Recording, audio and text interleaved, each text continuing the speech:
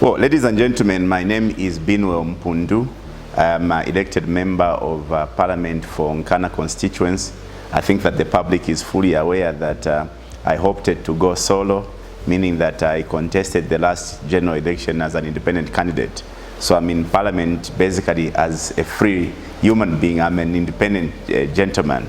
And so I represent the great people of Nkana, and those of you who may be familiar with the geographics of Kitwe, Nkana is a central constituency. It's the #1 cosmopolitan constituency because it sits right in the center of the district of Kitwe. Now, you all know that every other time the IMF has gone into bed with any other country, adverse effects have come through. We as a country, we've been through such a process before. We were very young, but we know how we were affected by the structural adjustment program, which was again the product of IMF World Bank.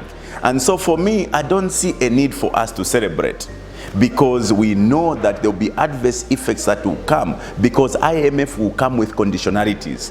They will actually dictate to us on how we should manage our affairs. Who wants to be, dictated to on how? It's like one comes into my home and basically begin to, dictate to me what time I must eat my meal, what time I must go to bed, what sort of shoes I must put on. That is basically what the IMF deal entails. Eventually, we will begin to see these conditions starts to be affected. But the bigger or the $1 million question is, we are told through the announcement that IMF is satisfied with the conditions that have been proposed, or with the reforms that government has proposed. Now, between you and me, who knows what those reforms are? The reforms seems to only be between Honorable Musokotwani and the IMF. How can we as a country put all our lives in the hands of one individual? How can government go to borrow without informing or engaging any other stakeholders? So the same mistakes we saw being made by previous governments are the same mistakes we are seeing today. There's nothing,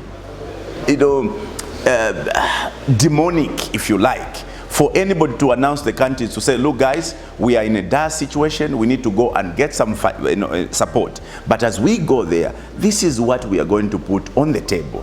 I think that in that process, you gain a lot of trust from the people, because they would have known that what we are going into, this is what is going to be the end result. So the IMF deal for me raises quite a number of questions. Number one, about whether we are committed to ending the issue of the debt trap that we've found ourselves in. And secondly, it raises a question as to what level of engagement exists between government and the people of Zambia, in as far as them being part and parcel of debt contraction.